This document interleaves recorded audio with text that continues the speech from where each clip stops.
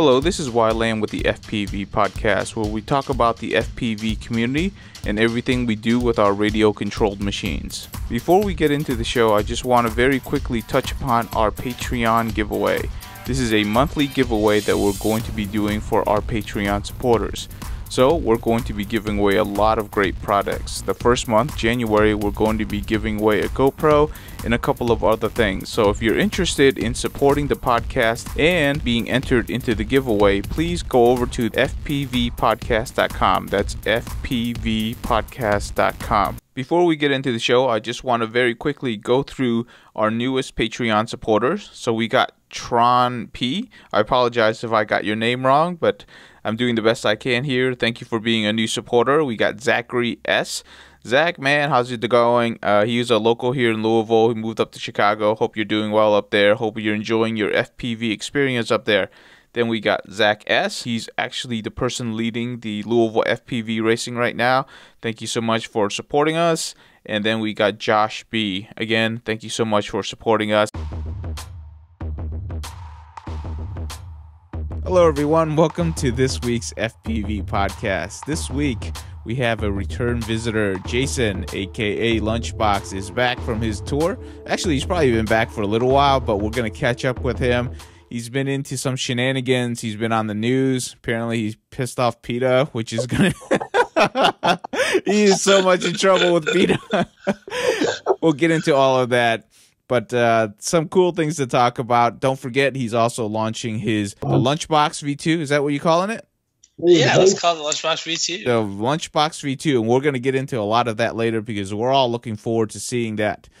Before we say anything else, Elvin, what do you got? Hello, everybody. I hope you guys are enjoying the season. We up here in the Northwest, been doing a lot of flying, doing some long range. Lots of long range lately. Flying in the rain, too. So get out and use that Rain-X on them lenses. I can give you a tip. That's a great tip. Rain-X, conformal coat, whatever it takes to get out there in the cold, because it is cold out right now. It's like been in single digits for a few days now, which sucks. Yep. All right, Jason. Quick introduction. You've been on the podcast before, but yeah, just in case of new listeners, what do you got? My name is Jason Mainella. I am Lunchbox FPV, as most people know me. I also manage Team Canada FPV. That's like one of my main roles. You guys might know those guys, obviously.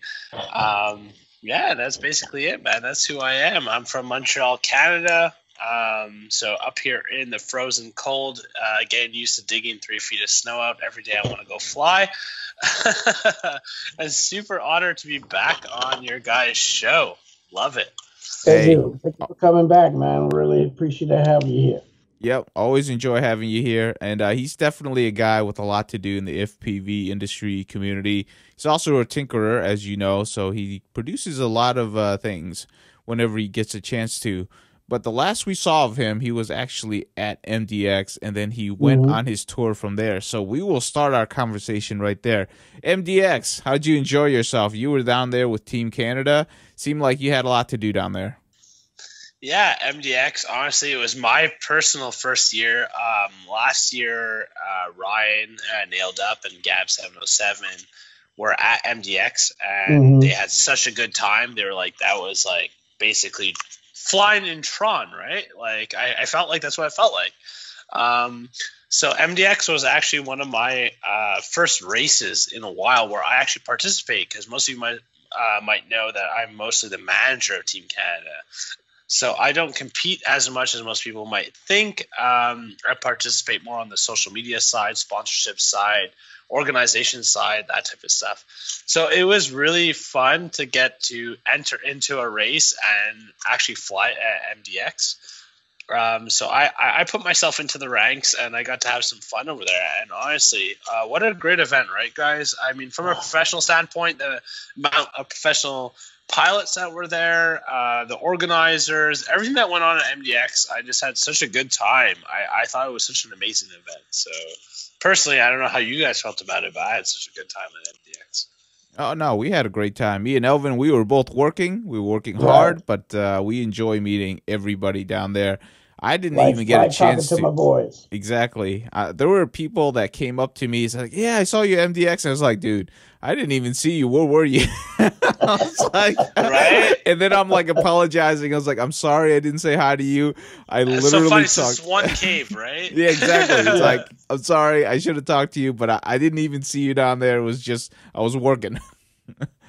I feel you, man, because honestly, I feel like usually the last days of every event is where you get to hang out with everyone. Like, for real, you go to a restaurant, you go to a bar, you get to, like, you know, de-stress from the competitive side, and you get to just hang out with all the pilots. But my last day was mostly compiled of, you know, the fact that I drove an RV down there, and I brought a cat with me. Oh, yeah, the cat story's great. Yeah, and, you know, I opened the door to the RV to actually go get one of my Lunchbox prototypes to show people. And I swear to God, this cat was like, you know, my cat's used to going outside, right? He's an outdoor cat. I normally let it, like, open the door to my house, and he just goes outside. So this cat was, like, perching hidden inside my RV on this, like, little ledge. And the second I opened the door, I looked around, because normally I open the first door. There's a screen door. I look around, make sure he's not there, and then I open the screen door, and he just bolted over my shoulder. And I swear to God, as he ran towards the cave, he stopped and looked back at me. And I swear to God, he almost gave me a smirk, like, ha-ha, I will go explore those caves. And if you guys remember these caves, this is 100 acres of, like, limestone cavern underground. No joke. So on the plus side, there was the fact that this is a cavern, meaning it's not like a natural cave, meaning there's only one entrance and one exit. So that was kind of like a positive. But on the negative, there's a black cat running around a 100-acre cave.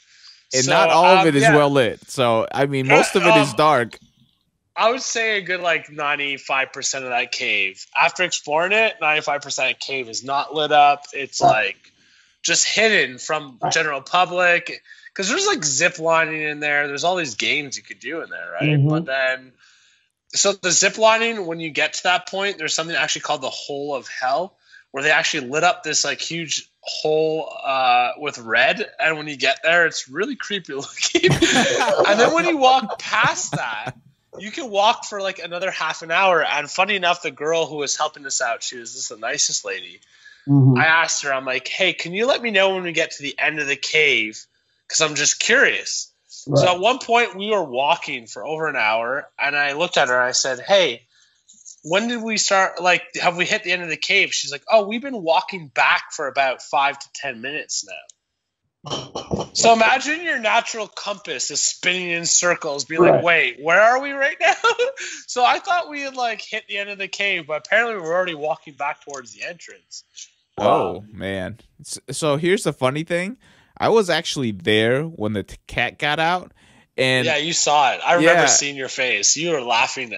I was laughing, actually. I was quite literally laughing, because I was about to walk into the cave, and here's Jason just all out sprinting back and forth. He looked like he was doing practice sprints or something, because I had no clue what was going on. Rugby training, like, I was like full out sprinting, man.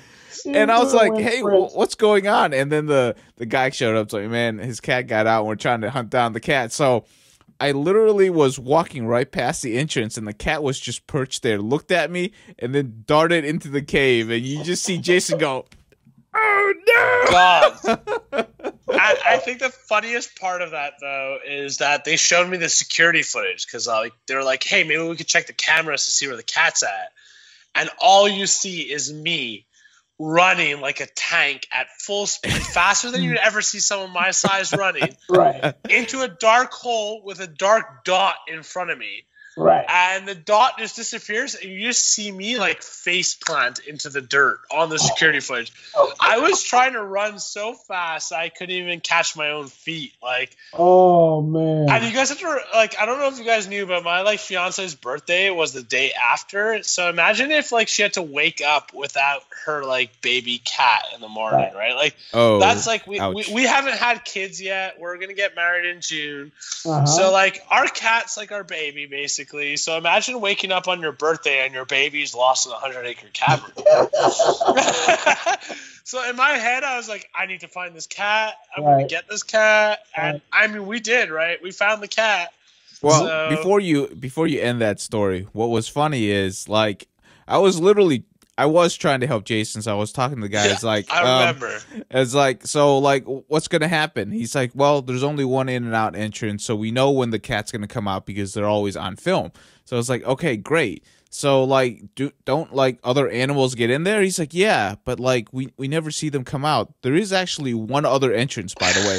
He told me this afterwards. There's an entrance that exits out into the zoo, and he's saying, I hope he doesn't take that entrance because if he goes up there, there are a lot of predators up there that can eat that cat. I was like, oh gosh. Oh yeah, yeah. Like them trying to help me feel better. They're like, oh, there's only one animal we know that's really alive in the cave. It's a fox. Right. I'm like, well, aren't like cats like natural? Like, would that fox want to eat my cat? Yeah. I swear to God, like you guys remember, right? Like you're in the cave, like there's no bugs, there was nothing down there that was alive, right? No mosquitoes, none of that. Like literally walking through the cave was my buddy Joshua, who's from Kentucky, from Indiana. He decided to join me in the cave to help me out to look. And the only thing that you would find in that cave after about 5 minutes of walking is basically these like oozing mushrooms. These mushrooms that just ooze black goop all over them. And it was like you're in a horror movie almost. Because never saw those. I'm glad I didn't. You keep walking through the cave, and at one point you look back and you see literally nothing. It's just black. And then the girl who was with us, her walkie-talkie started beeping, and she's like, "Oh yeah, that's normal. That's when the walkie-talkie stopped working." So yeah, it was quite the adventure. That's like honestly, Jason comes out of the woods. I was like, I really want to go back to the RV and get my GoPro chest mount and do the whole thing through there. And I thought my fiance was going to bite my head off because she was like, what do you mean you want to film us finding our baby? So yeah, I didn't get to do the whole like Blair Witch Project type footage through the cave, but it was quite an awesome experience, guys. Okay, so cool. Where did you find the cat eventually?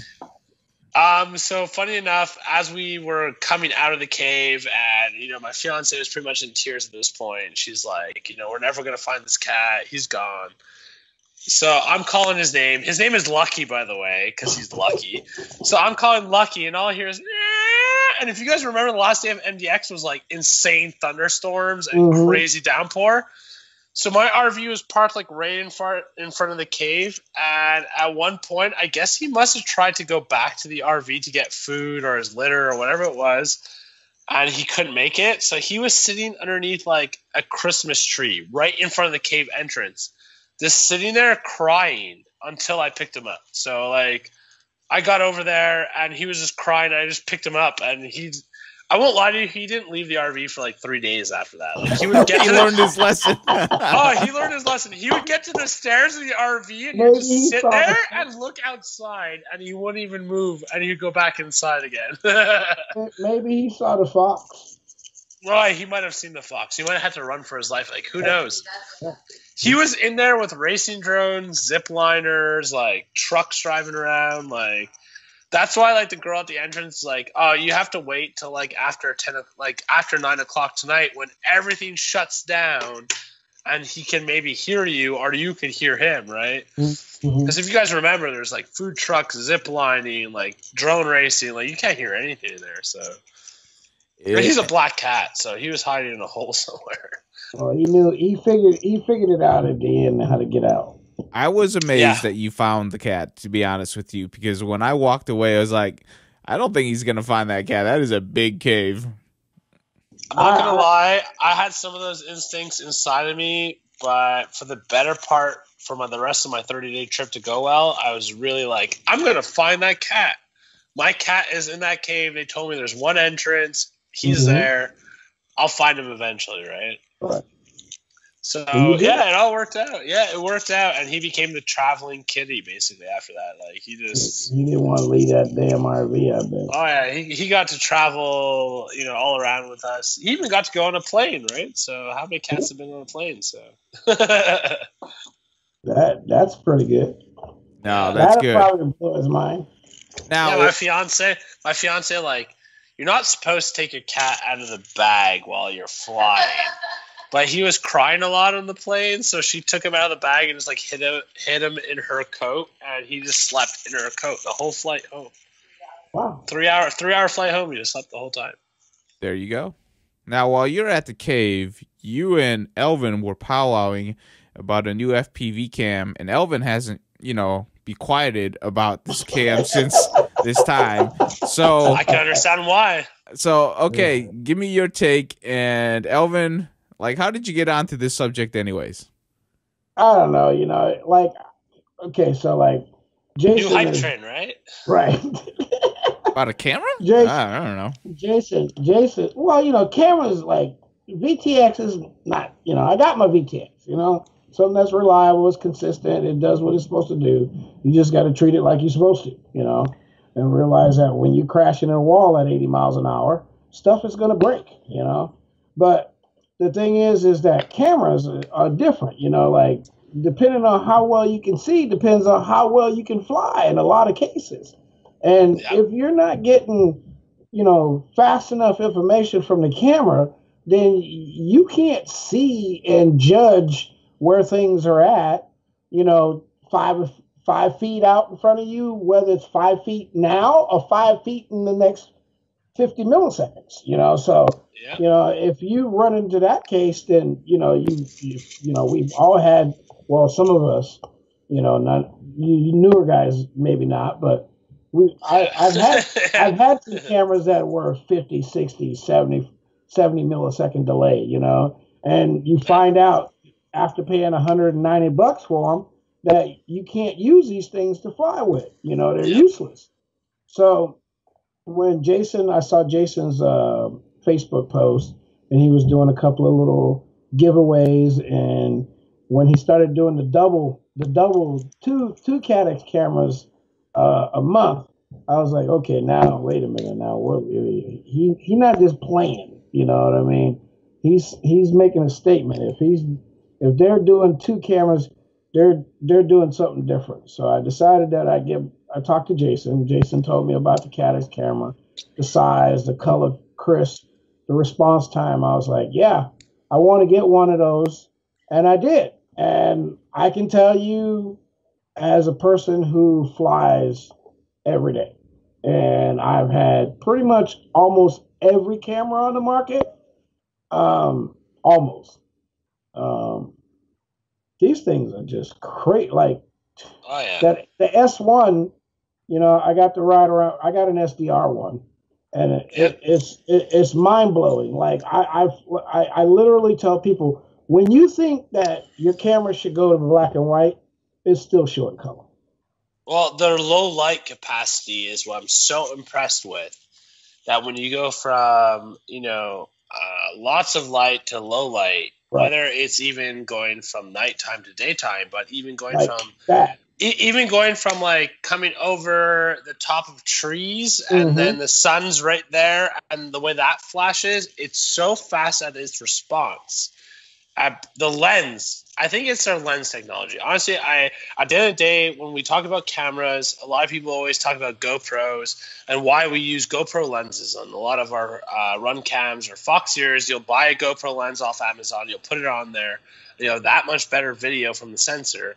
I think the lens technology that Cadex is using is so good that between low light, because I've tried their Turbo S1, I've tried their S1, I've tried their F1, which is a CMOS version, and honestly, I was insanely impressed. From a $19 camera that could give me full nighttime vision and give me transitions between low light and highlights very quickly. And honestly, you know what? I'm a guy who flies sky zones, so I fly 16:9. I don't fly Fat Sharks. You know, a lot of people are on the Fat Shark hype train. People love Fat Sharks. It's like the most used goggle on the market. For whatever reason, when I started with Spexmans from FlySight, actually, which were 16x9. And then from there, I went to Spexman 2s, which honestly were very disappointing. And then I evolved to Sky Zones. And the only reason was because I'm very concentrated on image. As a flyer who's not competitive, meaning a guy who doesn't want to win races most of the time, I'm very into the visual effect. I want to be a bird. I want to feel like a bird. I really want to feel like a bird and see what a bird sees. And I really feel through my other cameras I've used, like Run Cams and Fox Ears, and then combine that with my Fat Sharks, I've had very like washed out images, meaning very light images, where we're combining the Cadix, let's say CMOS F1, with my Sky Zone 16x9s, because the camera is already giving that resolution. I get such a crisp image. It's like you can see the lines in the grace in the blade of grass when you land, and like to me that's what makes it so impressive for me. But I come from a different perspective, you know. If you're coming from a racing perspective, I get why people use different stuff.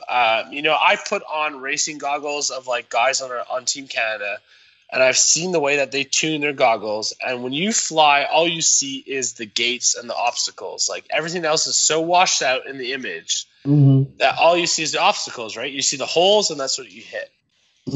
But I feel like maybe myself or maybe yourself, we might be more visual. We might be more into the seeing the imagery and feeling like you're really in the plane rather than winning a race. And this camera just brings it out so much for me that I can only imagine for a racer it would be that much better for them, because the color changing is so quick.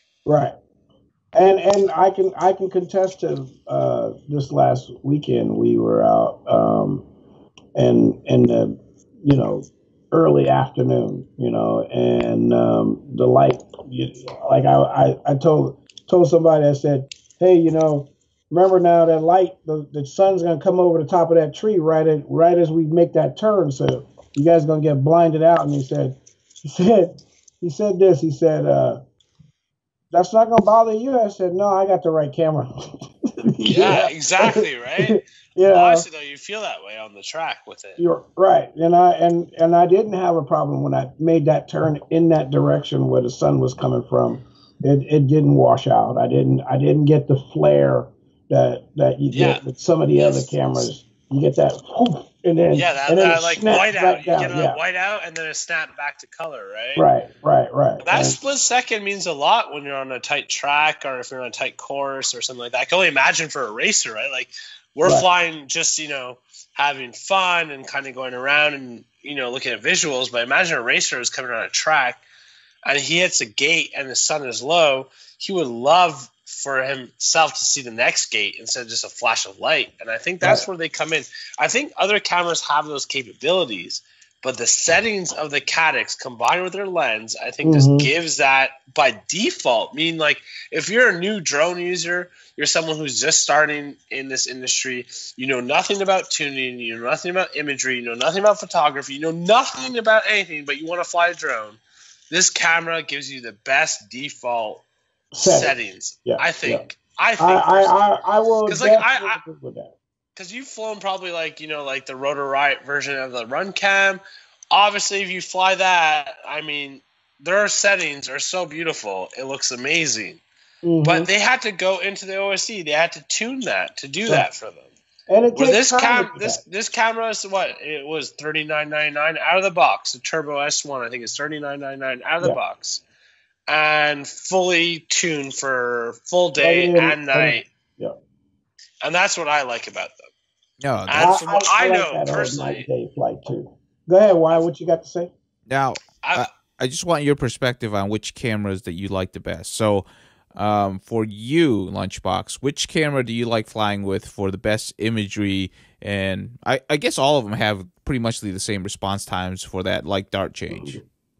So I've been personally, now that I've been flying and testing these Cadix, I've been personally selling off the what I have left of my run cams and of my other cameras, just because I actually really do enjoy these cameras that much that default out of the box. I mean, like run cam, I love their camera, but if I want it to do what I like to do, which means flying mostly at dusk, which means the end of your day, the end of your work day, you go fly, you have light, and then you're going to have dark pretty soon.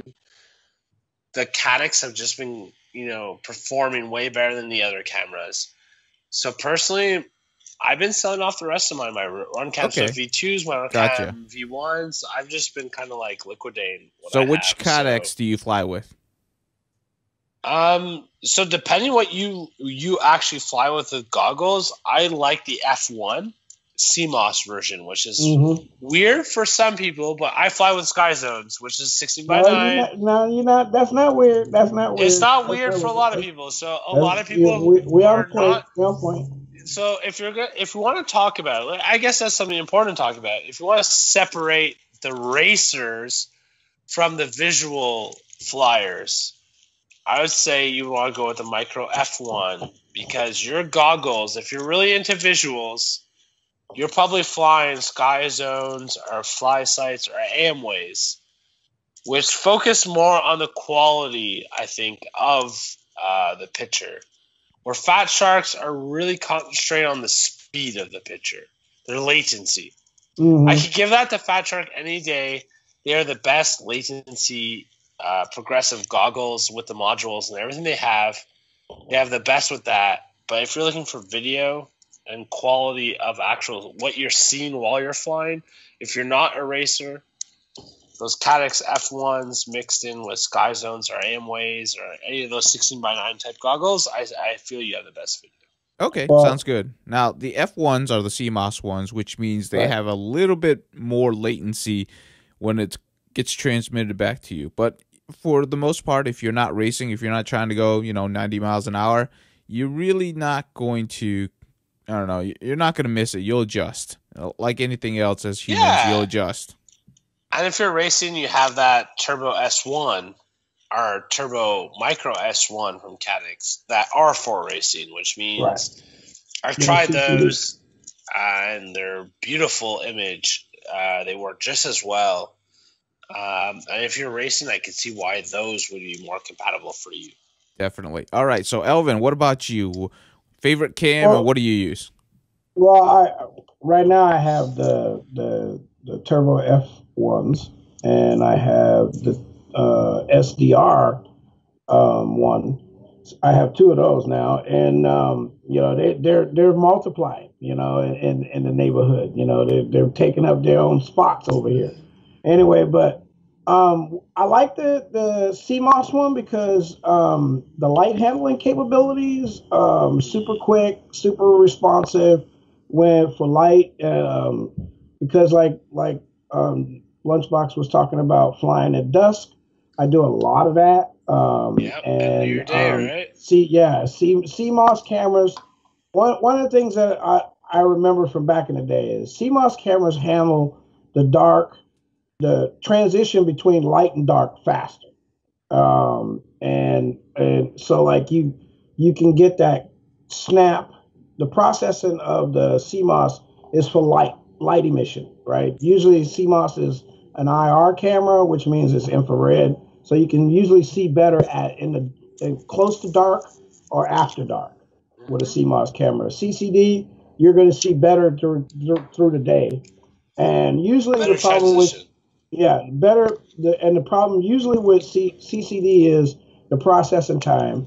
Well, with the S1 or the SDR1, they've cut the latency down. So like if you want to race, like to me, the SDR1 or the S1 is going to be your best benefit because your latency you need to be as low latency when you're racing and you're trying to haul ass around gates and you're making transitions and you're making changes. You really need to have the fastest response to what you're seeing because then you can make adjustments and be on point instead of guessing are overcorrecting because, I've run into this situation once before, and I don't want to get too deep into it, but you can go so fast that your camera, you think you're missing spots. You're only seeing partial of what you're seeing as it's coming at you because the camera is almost, right. Right, so you can miss that turn. You know what I mean? You can miss that. You feel irregular while flying, which is a weird thing to feel, but I know what you're saying. Like, you just feel weird while flying because there's that latency issue. So I would definitely do one of the S1s or the SDR ones for if you were racing. But like for me, I do a lot of flying in the evening, early in the morning. It's up here in the Northwest right now. It's gray skies. This is when people jump off the building and and go swimming in the cold water, because they're so depressed. And for me, I don't have that problem because I fly. So I fly during the day and the night.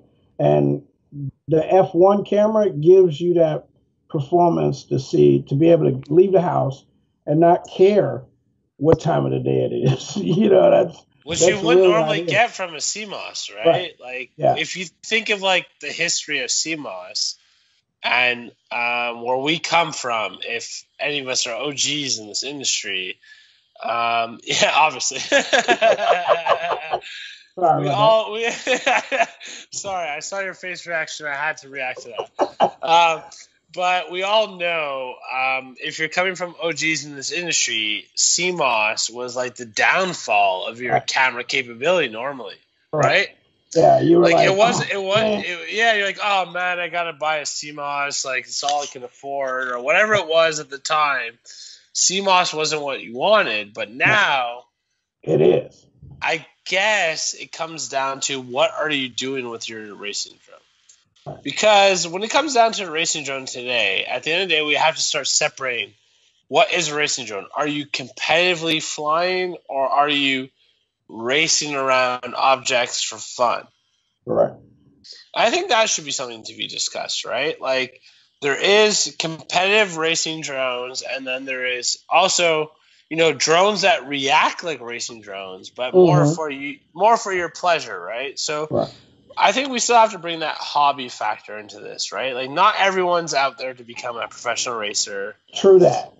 I think a lot of us are out there just to have fun and be birds. I think a lot of us have always dreamt to be in the clouds and just float with the clouds, right? I was up there just a little while ago, man. I saw your video, 3 hours buddy. ago. I saw your video, buddy, and I that's what I'm talking about, right? Is like how we just, I don't know. When I started in this hobby, a big part of it was I just want to be in the clouds. I would love to be a pilot. I would love to do this. I'd love to do that. And, there's cost constraints. There's all that comes into play. Right.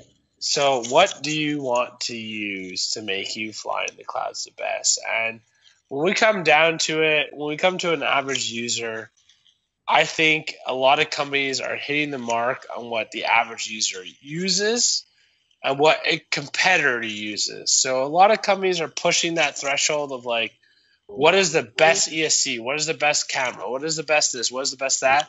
But at the other end is, what visually do most of your clients want to see when they first start flying because they're new to this game? And I think today we have a lot of that technology coming into play compared to what we all were playing with 4 years ago.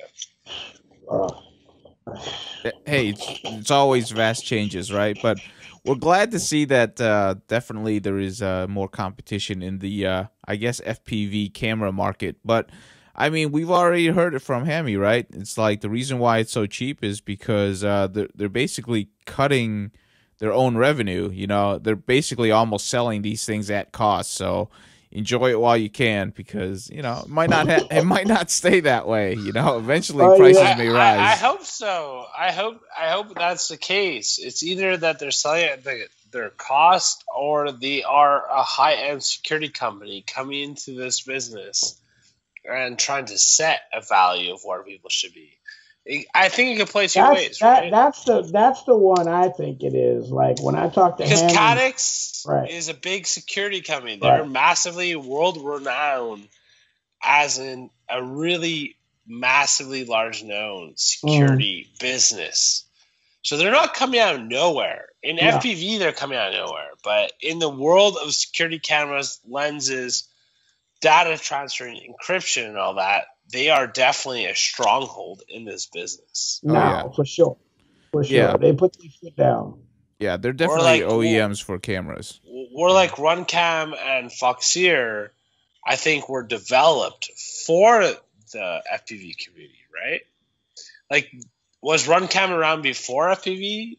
You remember the RunCam HDs? They were making like basically action cam.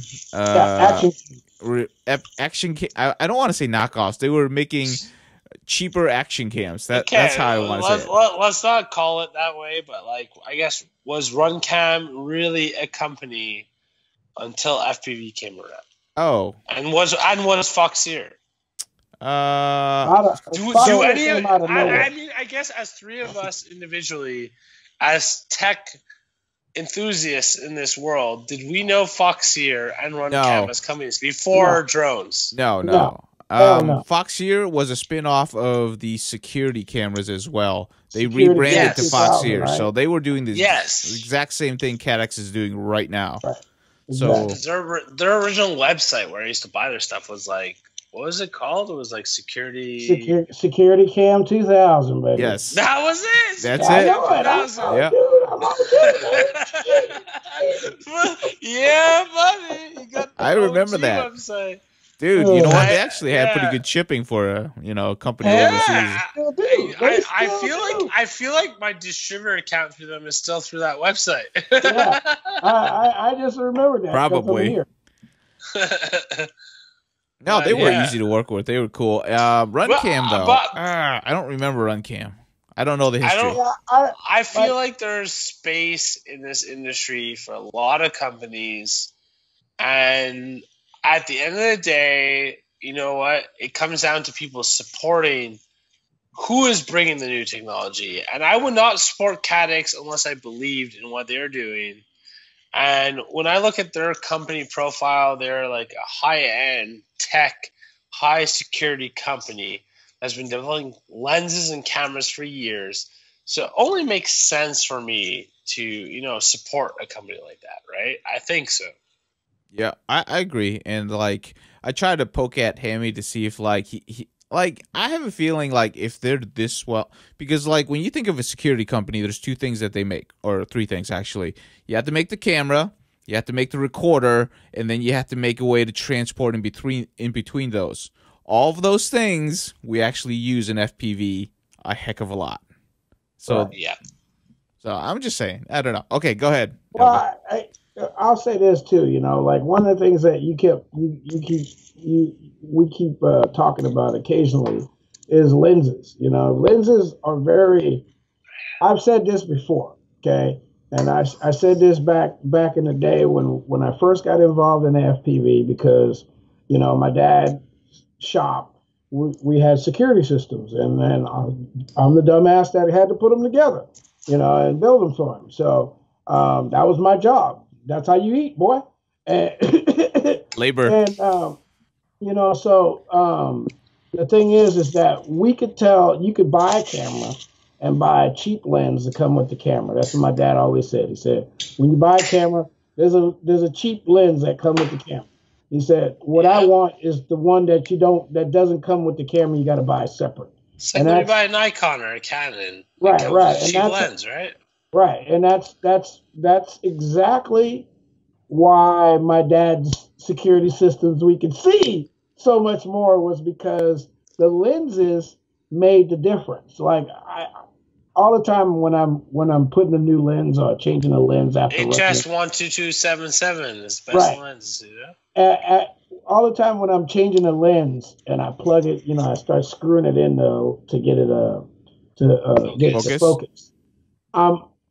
You see these giant, big old nicks and like crystal, but when you zoom in, it's gone. Now, I've seen good camera lenses, and they don't have those things in them. Like, Yeah. it's just You blur. zoom Right? is blur to focus, and that's it. You got one Right, right, point, right. and you have no other point other than that. Right, and that's the thing that I'm talking about. So it's got to have something to do with the lenses too, and all of I these think that's the companies biggest are focus. right, and all of these companies are stepping up. You know, I believe that the lenses from the past that we've been using over the last 5 years are have gotten to the point, or the companies have gotten to the point where they have to produce better lenses to get better performance out of this new sensor. Well, I mean, for years, right? Like, Mm-hmm. people were using.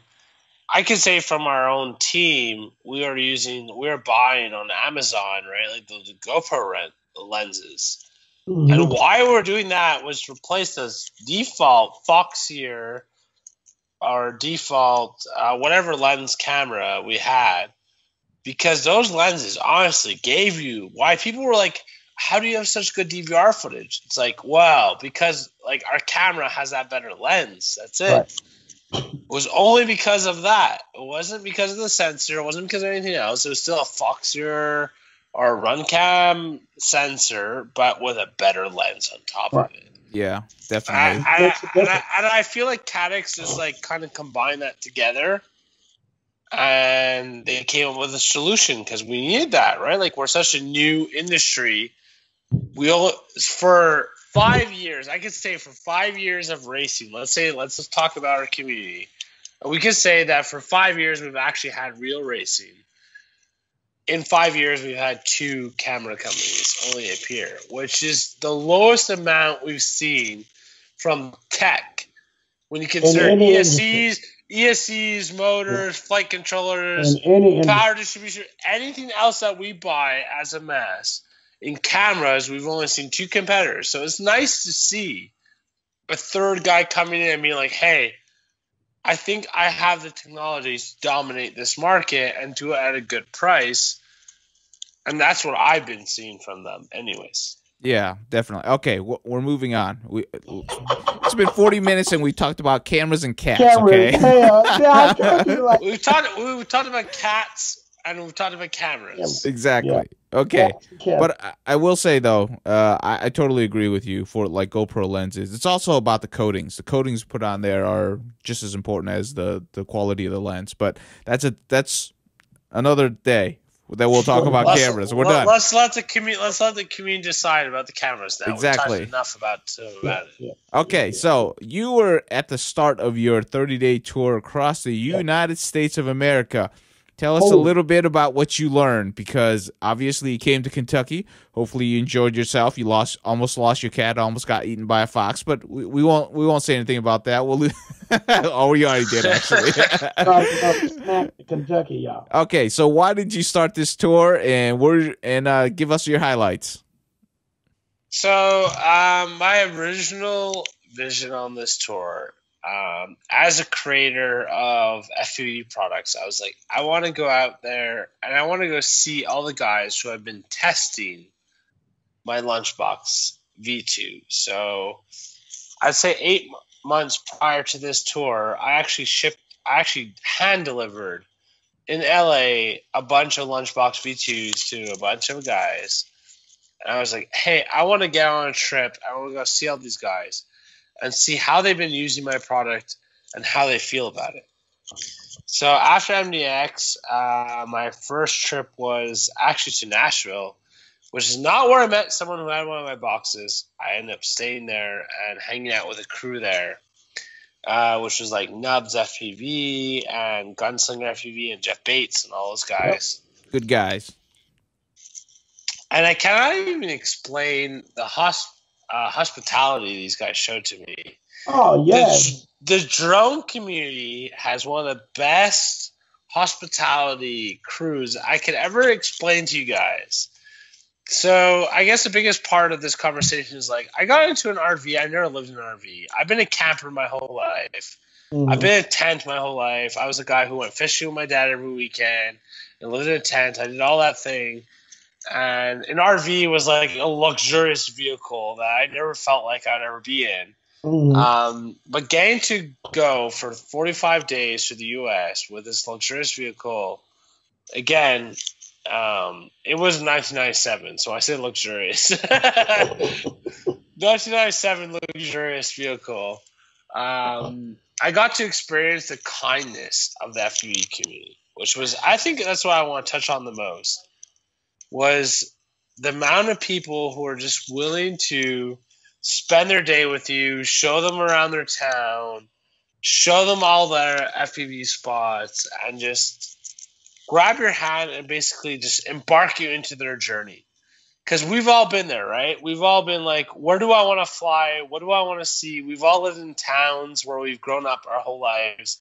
And we've all been like, we want to be the top of that mountain or the top of that building, or I would love to see this. These guys personally grabbed my hand and got to drag me through that, basically. And that is what I am most grateful for, is leaving the trip from Canada and not knowing where I was going, honestly, just not knowing at all, and going to the USA. And I could tell everyone on this podcast, as a Canadian, going to the USA is a big venture. If you're just traveling there from a plane to a hotel and spending a couple of days, it's one thing. But going there and spending time with the people there and getting to know the culture of the USA and how people live and people work and all of that was such an amazing experience. Beyond the FPV experience, guys. It was just mind-blowing. And as someone from Montreal and as someone in the FPV community, I can say I am just, struck by the love from everyone over there.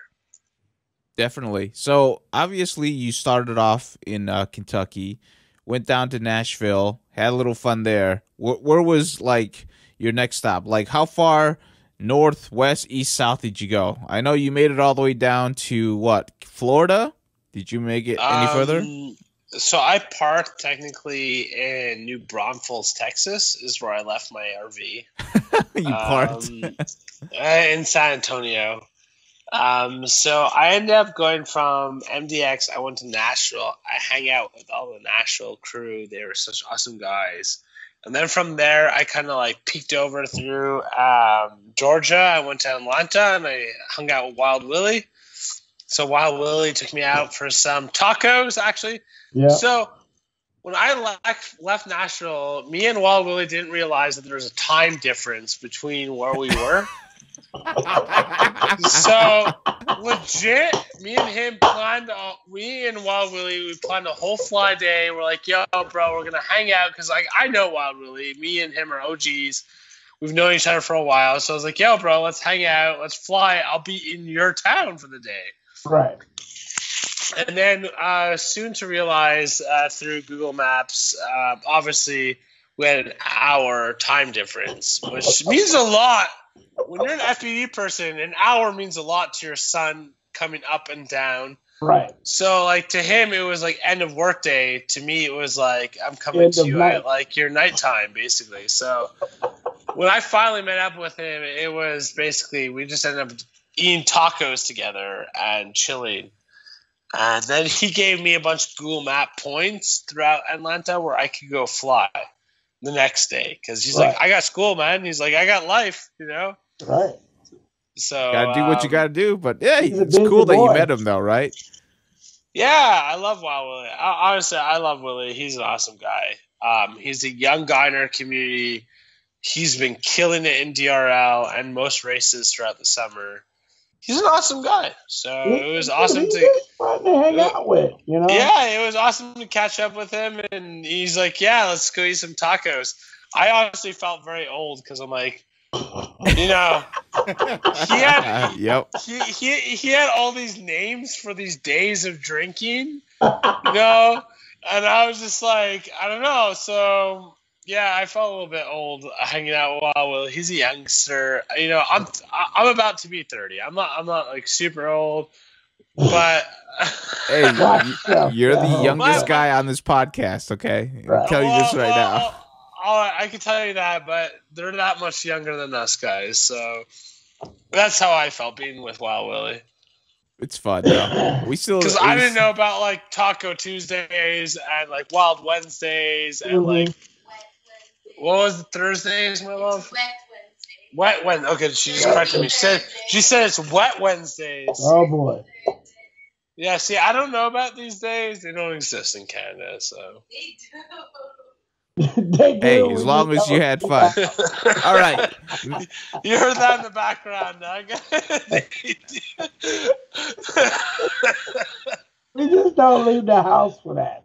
Yeah, I guess you gotta leave the house for those occasions. Right, so right. says my fiance.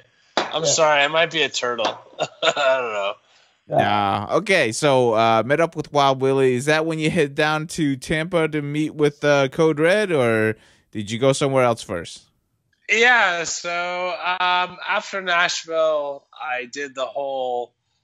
Actually, after that, I went to Jacksonville. I met with Philip Brown.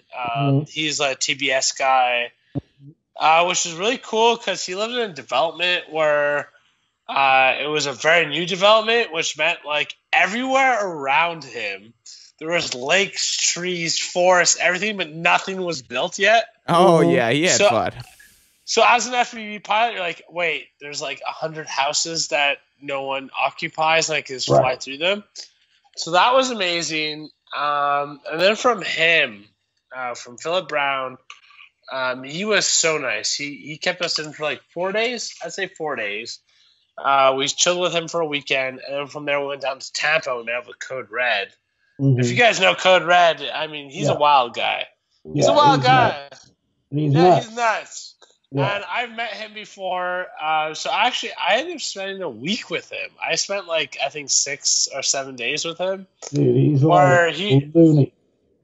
He opened up his driveway and was like, hey, man, you can just park here and let's go rip it up.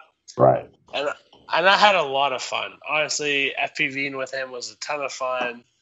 If you want to, meet a pilot that pushes the boundaries of FPV, he definitely does it. So, yeah, I went down there, hung out in Tampa for a bit. I mean, the whole trip was a lot about meeting FPV pilots.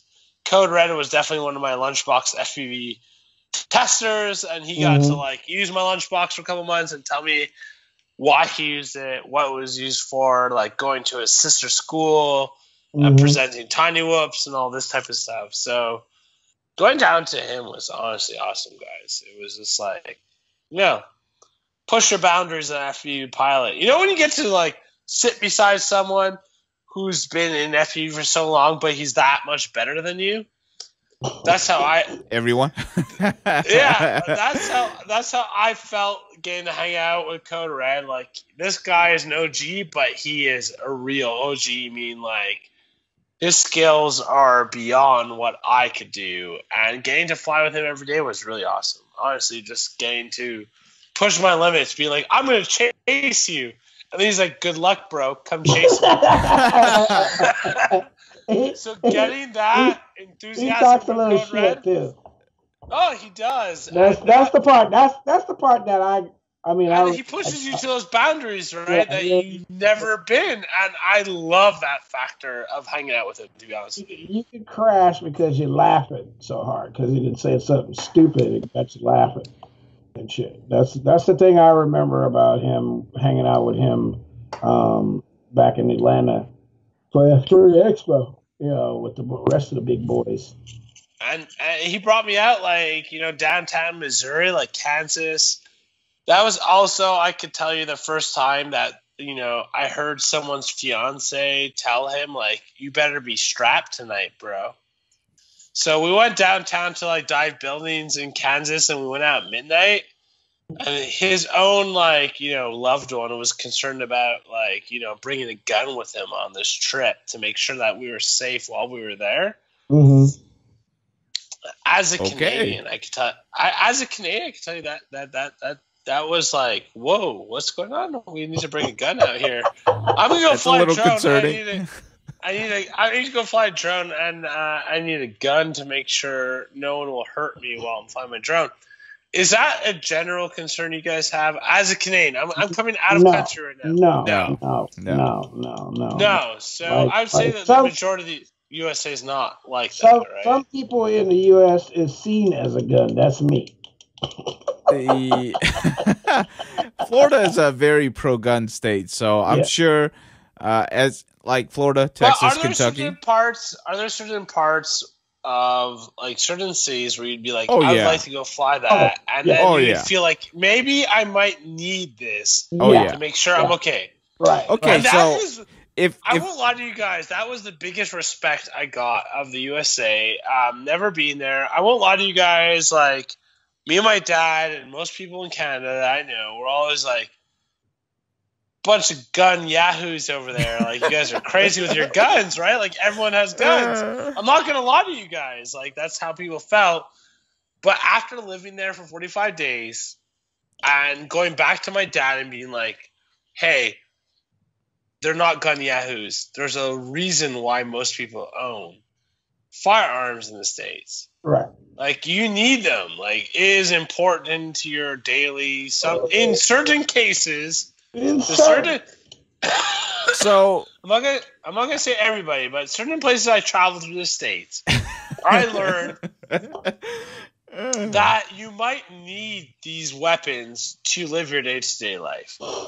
And that is a big education process to most Canadians. I hear what you're saying, but here's the thing, like That's I don't know if we want to get into this. I don't know if we want to get into this. Wait. Okay, I don't 5 think seconds. we want to get into this. One point, Elvin. Let's go. Let's just like cut a second. Do you guys want to get into this? I'm just asking. Let me say this. As growing up, coming from the South, right? Yeah. I grew up. I spent my You first grew up in the 12 trenches, years in Louisiana. Okay. Oh shit. You know, Bayou boy. Yeah. My family is Bayou people. You know, my Yeah. dad and them. They, you know, we give what I got for my 18th birthday is a knife this long. Yeah. I get it. That's my Now 18th I birthday. get it now. Okay, I've traveled so there for a while. when I was 12, I got a rifle. I got a 22 rifle. Yeah. And you can shoot rabbits, boy. You can feed yourself. You know. You save yourself a life sometimes. Who knows? Right. So with those things, you know, there is a reason why some people carry guns, but then there's reasons. If you live in a place where you need to carry a gun, maybe you shouldn't live in that place. That's how I look at it. I mean, you know, I get it. I do carry. I have guns. I'm but certified. Those states do exist, right? Where Right, you they feel do, like you but might It's need those to. areas. It's areas. It's not an entire state. Just There's areas. never. Like Yes. I've been to Nashville, right, guys? And there's people in Nashville that said they would never need their The gun city in of their Nashville life. is now angry at you. Nashville might hate me, but there was people that I met there that said if they didn't own a good gun, they might get into troubles 2 to 3 times a month because when they go pump gas, they might need their gun to tell someone to like get away from their car. Wow. So I don't. Guys, again, I'm coming from a complete neutral ground. Right. let's get off this subject. But I agree with you. There are certain areas where having a gun is definitely a good option, and that's what I will say for anybody listening, because we do have a lot of international listeners. Okay, I will say this: the right to own a gun in the United States gives you a good option because the majority of times, 99.999 all the way through, you will never need a gun. Never. But you might get a call from a buddy who's drunk in an area where it's really stupid to be drunk, and you have the option to bring something in case something happens. That's always a nice option. That's where I'm going to leave it, and we're going to move on. All right, moving on. Jason, this is your fault. This is entirely blame this on you. This is my problem. I'm sorry, exactly. So let's go from our problem, the United States problem, to your problem, which is the gator problem. Right. Yeah. So tell us about the gator story. So originally, I was down near Fort Myers, and we're supposed to go mini golf clubbing. Mm-hmm. And we're supposed to just go play some mini golf. And obviously, as a drone flyer, I'm like, I'm going to bring my tiny whip with me because mini golf courses are definitely awesome for tiny whipping. Right. That's pretty much a tiny whip playground. So when I got there, I went to the front desk and I was like, hey, I would really love to fly my tiny whoop here. I want to film something. I want to do something for you. And the girl was really nervous. She wasn't sure. So she called her manager up. And she's like, manager didn't answer. And then the manager called back. And I was like, hey, listen, my name is Lunchbox FPV. I'm flying for Team Canada FPV. I'm down in the USA. I'm doing this tour. I'd love to do a video of your golf course. Like, can I do it? And his literal response was like, I don't give a shit. You can fly your drones wherever you want. I got my own drone. I make my own videos. Do what you want. So obviously, that's good information right there. Yeah, that's great information. I was like, perfect. If you watch the actual video, you'll see me being very depressed for a second because he's like, I got my own drone. I do what I want. And in my head, I was like, oh, this guy's not going to let me fly. And then he ended up saying, do what you want as long as you make it for yourself. So obviously, I launched my tiny whoop. And I don't know if you guys saw that video, but my tiny whoop was actually painted like a frog. So if you go on tinywhoop.com, they have a canopy that you can buy that's painted like a frog. And I actually had that one on my tiny whoop. And I was like, I'm going to fly this into the gator pit. There's a bunch of gators here. They're looking for some fun. They want some entertainment. So I flew my right? They were asking for it, guys. Obviously. Duh. So I flew my drone into the pit. And eventually, obviously, this drone got captured by a gator and chomped down on and bit down on and blah, blah, blah, blah. Again, this drone was recovered. It was never swallowed. The gator never ate it. And from there, I won't lie to you, I gave this video to tinywhoop.com, right? I gave it to Jesse. He's a renowned guy in this community. He built up a video. I built up a video. He got lots of views. I'm not going to lie, because obviously it's a drone in the mouth of a gator, right? That's a pretty cool video. From there, PETA and then the Florida Wildlife Protection Agency, or I don't even really know their official name, to be honest with you, started attacking us with letters, legal letters, of apparently we endangered the lives of these gators. Really? Yeah, apparently we endangered the lives of these gators. I don't think they even know what a tiny whoop is, to be honest with you. I think when they think of a drone, they think of it as like predator bombing drone. Probably think of a phantom. Yeah, probably that's what they thought, that we were flying over them. But if you watch the video, like, I mean, it's pretty obvious what it is. Oh, yeah. But to the point where they thought the gator swallowed my drone. So they're like, well, your lithium battery is going to kill that gator. Obviously. But when this all happened, I watched it happen, right? Obviously, I was flying the drone. It went into its mouth. The gator was in a pit with like 30 other gators. It grabbed its food because it was like, this is my food. And it ran into the water. And the second it realized it wasn't food, it let go of it. So my whoop was just floating in this like gator pit. And I asked the owner that was there at the time, whatever, the employee, like, can you pull it out for me? And she pushed it with her net into the drain. So it just got stuck there. It was gone forever.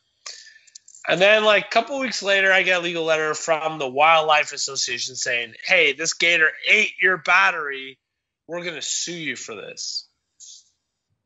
Basically is what – I don't know how else to explain the letter. I've never gotten a legal letter like this. Again, guys, I live in Canada. We don't sue people for stuff like that. We have like – I don't know how else to explain how it is in Canada, but our legal system doesn't work the same way. You can't just like sue someone for whatever.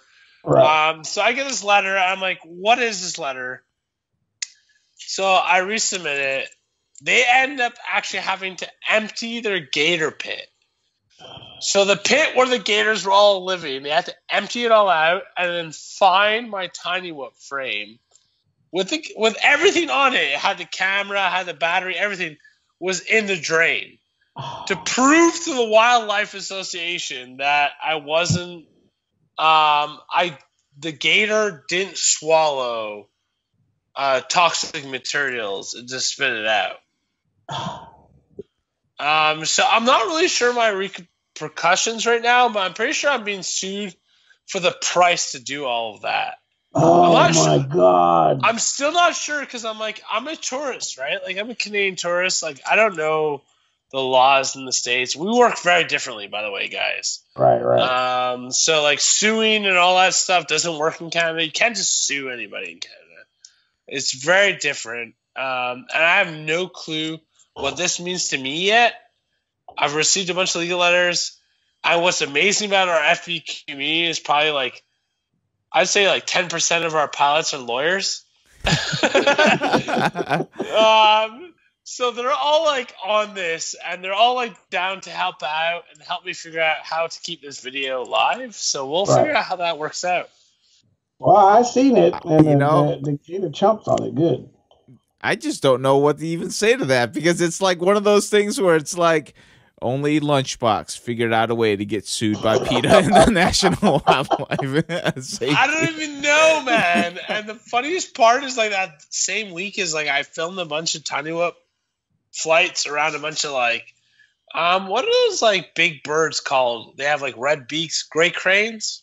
Yep. Sandhill cranes, right? I don't Is that know, what they're to called? be honest. The red birds? You mean the flamingos? So they're really tall. They look like flamingos, but they're gray with red beaks. No clue. But we'll go with cranes. That. Okay, we'll go with Sandhill cranes. I filmed a lot of videos flying with Sandhill cranes. And they're really cool birds, and they fly in threes because it's usually a mom, a pop, and then whatever the sibling is. Yeah. Mm-hmm. That's how they fly. That's how they work together. And I really feel bad about putting that footage out because I feel like people might think I might be harassing them. But in the videos, I'm not. You know what I mean? Well, look, I'll say this. You know, there's guys that... Where's the limit? Now, huh? Hey, I see. Where is the limit? So there's plenty of videos out there with millions of views of people parasailing with all sorts of birds. That's so what I'm talking. if you're in trouble for that, then those parasailers are definitely in trouble for that. You know, like I've flown with geese before, and that was like one of the best experiences I've ever had in my life. Is seeing geese in formation and being like, I'm going to join your formation, and they don't even care. I just joined their formation. Yeah, I've had a similar experience. I think it's my favorite is doing my sailplane from the ground, line of sight with eagles. We're just all sitting probably 1,000 feet up, just circling a huge area and just floating. And they participating in nature, right? Like not disturbing nature, but participating in nature. Right.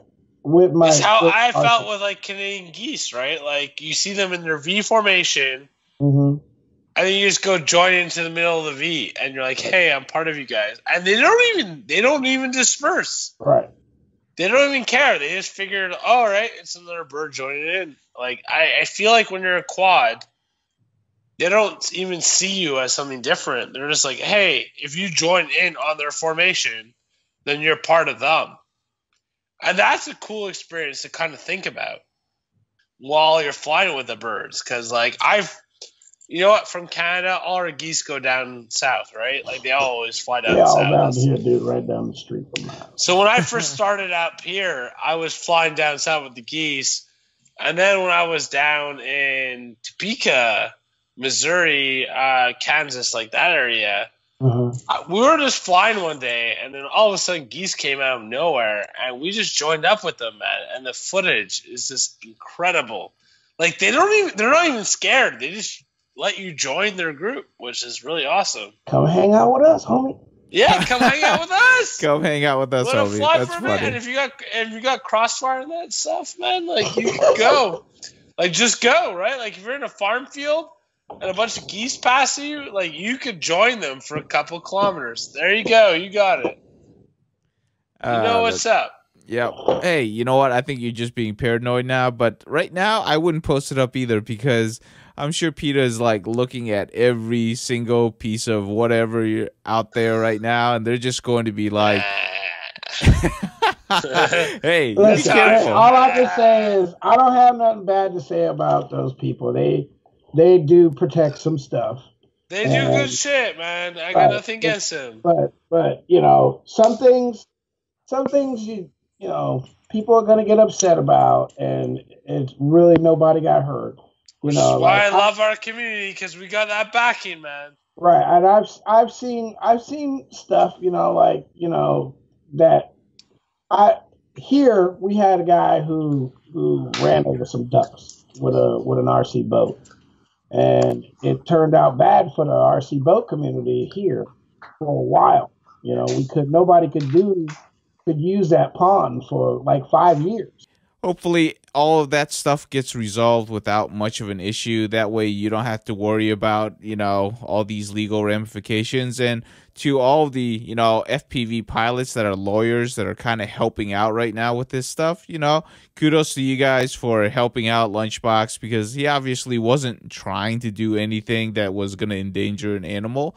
And he was just having a, you know, trying to have fun, trying to create a good video. Pretty cool. But honestly, guys, trying to give someone a different perspective. Like, imagine getting to be inside the mouth of an alligator.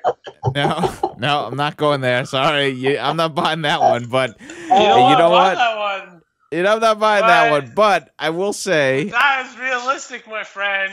Getting to be inside of an alligator. Being inside an alligator's mouth is a really cool perspective, and not many people have gotten to do that. The tiny name on the inside of the tongue. I will legally push my limits for that type of stuff. I won't lie. I will say, be careful. That's all. If you're doing stuff like that, you gotta be careful. That's all I'm gonna say. Just be careful. Just be careful out there. So what are you up to next? I mean, you know. Your trip to the United States was about 45 days, and I heard you left your RV somewhere in the United States, and you're gonna go back when spring starts. Yeah, so I left my RV down in Texas. I came back up north. I had a lot of new nieces and nephews that were born this year, so I didn't want to miss the Christmas holidays. Holidays are important to families, so obviously I wanted to come back and make sure, you know, all of that was settled. Be a good uncle. Yeah, that's it. Gotta be Uncle Jay. So I went back. I was definitely doing that. And then I am planning on heading back February 22nd or 23rd. My RV is parked in Texas. I head back down to the RV and continue the Lunchbox tour through the West Coast, basically. So going through, you know, California, Colorado, all those places. Heading up the West Coast and continue my tour, basically, for the Lunchbox V2 launch. So my new product will be coming out soon, and there's not much details about it. That's kind of what I've been trying to do, was keep it under wraps as long as I could. But my next venture is about the Lunchbox V2. All right, so tell us a little bit about the Lunchbox V2. You kind of already gave us a launch date, so I think, do you want to say it? I don't know. I know you told us, but... Yeah, I mean, honestly, at the end of the day, the Lunchbox V2 is all-in-one kit. It has a 5-inch screen, diversity built in that's better than most diversity modules, which was a big goal of mine. It has charging ports built in. Depending on the package you choose, you can either just have the box, which is its own base station, charging port, tiny whip holder, all that type of stuff, or you could buy the kit that has, you know, the box with the whole drone remote and everything included with it. So it depends what you're looking for. So overall, it's supposed to be an all-inclusive box. You don't even own better organized than that box right there. Because I just saw a battery hang out of that box and just swing of its own.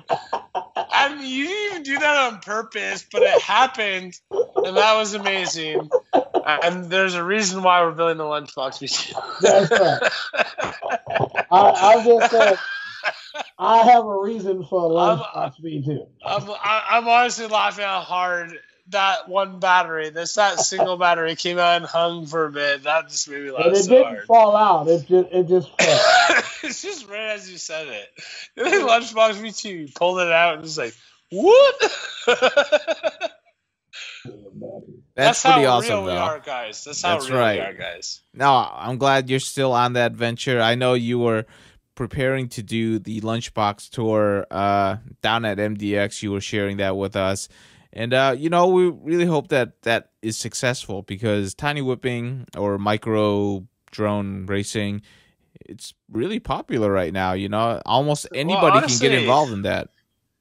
Honestly, the Lunchbox is for the whole point of the box. It's beginner to pro level. I mean, even if you're on a pro level, this box will be your long distance transmitter. I mean, a lot of guys I know, if you guys watch Mike Chin or any of those guys, he's been doing a lot of crossfire recently, and he's had this tripod with this weird thing attached to it.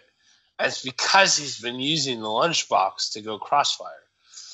So the whole point of the Lunchbox diversity receiver is that it's supposed to be better than most diversity receivers on the market. You put two good antennas on that. So whether you're a beginner and you're starting with two linear antennas and you're flying a whoop, or you want to go 5-inch or 6-inch crossfire, this box will bring you to those limits. And that is what I'm trying to put out, is a box for beginners and also for pros. Because most pro guys will drag around a tiny whoop with them everywhere they go. Because why not? Yeah, no. If you're a drone guy, why not fly everywhere you go, right? Right. I do. Yeah, exactly. We all do, right? Like, there's not one event I go to where after the event there's not a tiny whoop event that will occur. Right. So if you're a bunch of guys in the hotel and you're like, oh, it's in the event, well, you know what? 4, 5, 6, 7, whatever it is, guys will combine together, and now there's a tiny whoop event going down the hallway in your hotel room, you know? Right. Hey, tiny whoops are fun, you know. I've almost thought about bringing one to work and flying it there, but I haven't put up the courage yet. But it's one of those things where most people just aren't even going to look at that as something dangerous, because it really isn't. Like, we've flown these things into everything. The only thing that's annoying is if you fly it into hair, because it can tangle into hair. That's about it. I think the only people who get annoyed by tiny whoops are other tiny whoop pilots who keep getting hit in the face. I heard there's tiny whoop like what do you call it? Jousting, right? Oh yeah. There's tiny whoop jousting, guys. It was developed by Team Canada. Well, you know what? The first time I heard of it was in Muncie when they told me that if you tiny whooped Chris Thomas in the face, you would win something. And I won't lie to you, I had no clue about this. And I was just outside of my hotel room chilling. And I'm like, I'm going to tiny whoop the IHOP. And then all of a sudden, as I'm tiny whoop the IHOP, Chris Thomas just pulls in a van, and I obviously fly through his van window and smack him right in the face. But honestly, guys, I won't lie to you, in Muncie, I had no clue there was a competition for someone to hit Chris Thomas with a tiny whoop in the face. So he was like, all like up in his grills, like protecting himself from this tiny whoop. And I had no clue why, because I was like, hey, I'm just going to like give you a kiss, bro, with my tiny whoop. And then eventually, like, when he got out of the car, he's like, hey, man, there's there's a challenge on my body right now that if anyone hits me with a tiny whoop, they're going to win something. I had no clue though. That is so funny. Did anybody actually win that? I don't even know. I don't even remember. I think a couple of people did, because when I posted the video, they're like, well, you didn't do it like in his face properly, because like it kind of just like flew sideways. I didn't really like knock him out. Right. But if other people won, I don't really know. But there should have been a couple of winners from that. That's crazy. That is crazy, though. I'd be hot as a mother. So the official launch date is in March. Is that your goal? March 1st will be my official launch date for Lunchbox V2. I'm going to launch a Kickstarter. So I spent a lot of time. I spent a year doing research and development, getting funding, and doing all that. Mm-hmm. So the Kickstarter is really to bring it to the public. So yeah, March 1st will be my official launch date for the Kickstarter, where you will be able to grab either a box or a kit or whatever they would love to grab. Okay, cool. Yeah, Looking definitely. forward. Well, we'll do our part to try to help you out, and we love whatever it takes to get more people flying. That's the whole goal of the podcast, is that we want more people flying, and getting kids Right, involved. That's important. Like So my I buddy think- Randy I think- says. My I buddy think, Randy. Hold on, wait. My buddy Randy sorry. says this all the time. He said, "We need more people to fly because the more people that's flying, the more people that's buying. The more people that's buying, the cheaper stuff gets." No, it don't. That was basically what's coming around to, is saying, like, now in 2018, you guys are coming around and it's like, who should we buy from? What should we buy? Right. What is new? What is going on? I think you guys have a really good perspective for any beginner or even a pro to listen into and find out what is going on in this community. Okay, well, I got I know we're on here for a little while, and we've been on here for what, an hour and 40 minutes, but I got we might as well make it 2 hours, and I got a couple questions. So, like, what is your favorite ship right now? I mean, like, flying ship. What you fly? What's your favorite flying outside the Tiny Whoop? Now, there's got to be. Yeah. What is the one that you like to fly? Right now, you know what? Obviously, because I'm part of Team Canada, right? Mm-hmm. As Team Canada, we have our own sponsorship, and as a manager, I get to reap those benefits from the pilots. I mean, I get to test out the same frames as the same pilots who fly for the team. Right. Right now, we're flying the Ether, which is like Flynoceros frame. Flynoceros is part of the multi-GP spec frame with the Cerberus. Yeah. You know what? Cerberus. I fly two of those frames. And I fly two of the Ethers right now. Is what I'm flying mostly is my main frames. And the Cerberus is an amazing frame. A little bit heavier than what most pilots would like to have. Mm-hmm. But at the end of the day, if you're flying a spec race, that's why it's a spec frame. You know what? If you're someone coming into this and you're someone building your own drone, I would recommend that frame because it's indestructible. So, I don't know, just so durable. I've crashed it so many times into weird conditions. It's amazing. But my average frame right now that I fly is actually called the Ether. It's Flynoceros Ether. Super lightweight. Kind of, I guess, people compare it to the what the floss frame. Yeah, hyperfloss.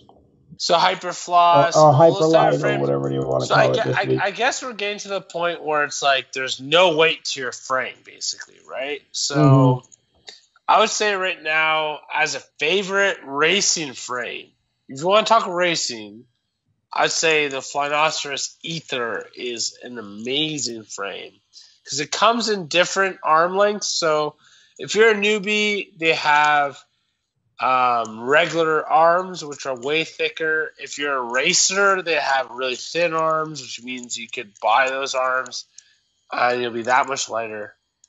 Overall, I would say I've just had the best experience. I've personally met the engineer of Flynoceros, Josh Ingram. Yep. And he personally inspects every piece of carbon that he prints and makes sure the weave is in the right pattern. Wow. And I don't know if you guys have experienced that, but weaving is very important. Yeah, it is. I don't know if you want to talk about that a bit, but weaving is insanely important to carbon. Well, I'll just say it like this: with carbon fiber,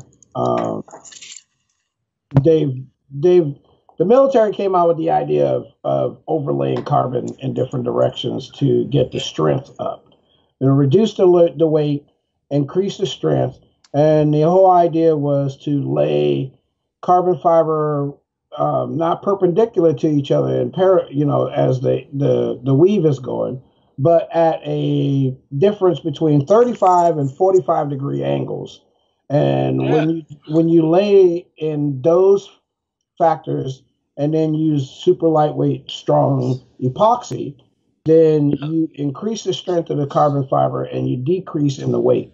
And you also not only increase in the tensile strength, but you also increase the I can't remember what you call this, but the torsional is that the right word? I think that's right. right. Yeah, I think so. I think so. You increase the torsional strength. So that's what I remember about carbon fiber. So there is a process of carbon fiber, right? Oh yeah, the best carbon fiber is always made. So when you go from a frame that's like $80 to a frame that's $20, you get why you're paying the difference, right? Hopefully, hopefully in normal. I mean, if we're really talking quality, let's not talk price difference. If we're really talking quality difference in carbon, and people are always like, why do you pay so much more for better carbon? Mm-hmm. I would say the reason why I stick to certain frame companies is because those frame guys understand the weaving capability. And when they do, it means that they will make sure the quality of their frame comes into a certain weave. Mm-hmm. And when it does, as a racer, which means when I build out my drone, I will crash it X amount of times more than a frame that is not built out of that weaving. If the weaving capability is basically opposite or very poorly done in carbon, I'll crash once and my weave will just separate. Right. Mean I need to crazy glue my frame and try to put it back together somehow right away after one crash. Where a good weave, I could probably go, 10, 15 crashes before it even thinks about separating. Well, I see it even thinks about separating. Like, I've had some frames that have lasted me so long, and every time I impact, I crash, and those corners just don't want to, they don't want to separate. I think that's the weave, right? That would be the epoxy and the weave. I guess a combo of the two. Right. Because I've made my own carbon fiber. I've built a couple of planes where we use carbon fiber. I laminated with Kevlar and carbon fiber and fiberglass to get what I want out of the machine, light, strong, and not twisting, which is one of the keys for an airframe if you bank on it. But I don't know. Carbon. There's a lot of nice ships out right now, so we can talk about ships all day long. But I just kind of wanted to touch base with you on what you use because people don't know. You know what I mean? Like for me, here's an instance for me real quick. I personally use Phinoceros because I know the guy. I've met him. Right. And I've seen what he does to do quality control to his frames. Mm-hmm. So as much as he's a multi-GP spec frame, but the rest of his carbon, everything that he does, I got to learn from it. And honestly, like a lot of us, we don't really know where we're coming from. We love what we're doing. We're trying to integrate into this community. Mm-hmm. He's the type of guy who owns a shed in the back of his backyard. He works from a singular workshop. He does everything himself. He has one employee. And at the end of the day, when I see what he develops beyond what we are doing, not just racing, but other projects that he might be doing, I just see what he, you know what I mean? That frame is just coming out on top just because of his design skills. And I'm not going to denounce that there's another frame out there that might do better against certain wind conditions or certain whatever it may be. But I think that's where drone racing frames are coming to now. Yeah, and I think everything is progressing still too. So it's a constant evolution of this hobby until it's no longer called just a hobby, and that's where we're at right now. It's not just a hobby, right? Like where you built a plane kit that was just for hobby. Right. So it's still just a hobby for the most part. But I just wanted to thank you again for coming on the show, man. I mean, you know, you're a hard character to wrangle in, man. It was like it's been what 4 or 5 weeks we've been trying to get together. I mean, things have been busy for both of us, for all three of us, and you know, I really appreciate you taking the time from your fiance, the lady that rides around in the crazy lunchbox with the lunchbox. She's watching me. Yeah. She's making sure you don't say anything bad about her. She's watching me, guys. Be careful, huh? In front of the entire FPV community. Here, you should bring her over and we can get a snapshot. Come on, Elvin, you gotta get a snapshot with I already said no problem. If you guys want a picture with her? Yeah, let's do that. Oh no! No! That was, guys, I'm not gonna lie. That was the beer. Did you guys hear that? Yes, we can hear that. That was like I dropped my phone and just exploded a huge vase of glass everywhere. Are you serious? I can't even explain what just happened. It was like a fluke moment. Like I literally took my tripod. I was like, let me put on this tripod, and then it just exploded a glass everywhere. Oh dear. Well.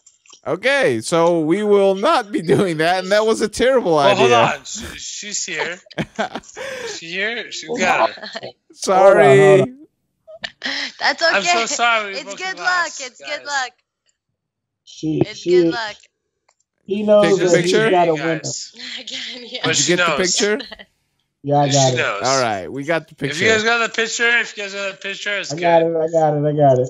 Oh right, my gosh. Guys. All right. I'm so sorry. No, that we should be sorry. You're the one that was like explosion everywhere. Ooh. Oh dear. All right, so I guess we're going to end it with that. We're going to end it with the big glass explosion from Lunchbox FPV. But before we go, in the dustpan. All right, Lunchbox, where can we find you? Thank you so much. Yep, where can we find you on social media before we cut out? Lunchbox FPV, man. Honestly, everything I own is Lunchbox FPV. There we go, Lunchbox FPV. If you want to follow him, if you want to follow his progress on the Lunchbox V2, just go and do that. All right, thanks, Jason. We appreciate it. Sorry about the vase. Thank you, guys. Who cares? You have a good one, man.